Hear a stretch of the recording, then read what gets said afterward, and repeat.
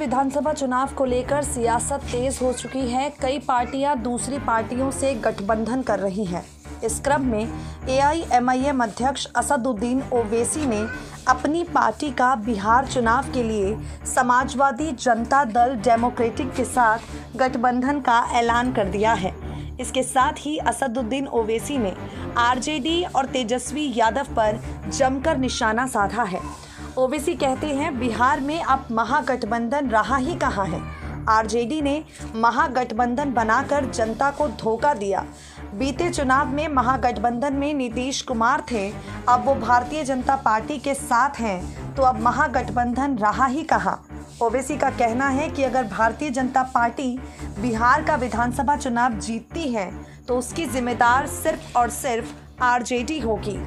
असदुद्दीन ओवैसी ने एक खास बातचीत में कहा, मुझे यकीन है कि हमें दलित और अन्य समाज के लोगों का सहयोग इस चुनाव में मिलेगा।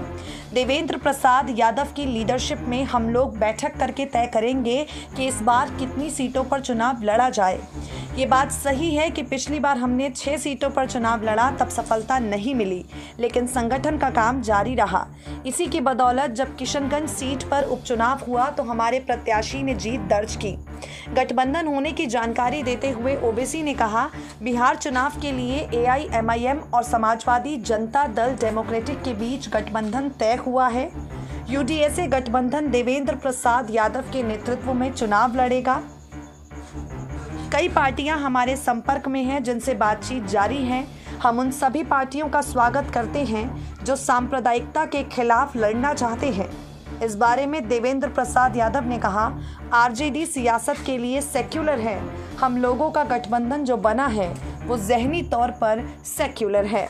आपको बता दें, बिहार विधानसभा चुनाव को लेकर लगातार असदुद्दीन ओवैसी के बड़े बयान सामने आ रहे हैं।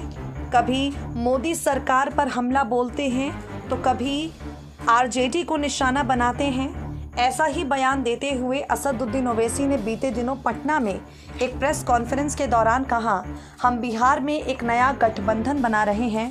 गठबंधन का नाम यूडीएसए यानी यूनाइटेड डेमोक्रेटिक सेक्युलर अलायंस रखा गया है। गठबंधन को और बड़ा करने के लिए कई पार्टियों से बात चल रही है।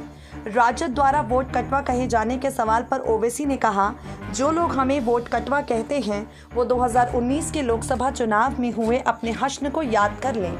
मुस्लिम वोटर्स पर किसी का अधिकार नहीं है। कोई मुस्लिम वोटरों पर किस हैसियत से दावा करता है ये समझ में नहीं आता। हम किसी एक धर्म की राजनीति नहीं करते। हम पर जो आरोप लगाया जाता है वो गलत है। अलकायदा के 9 संदिग्ध की गिरफ्तारी पर ओवैसी ने कहा, एनआईए द्वारा संदिग्धों की गिरफ्तारी हुई है। इसकी जांच हो रही है कि वो लोग कौन थे। SPN 9 न्यूज़ रूम की रिपोर्ट।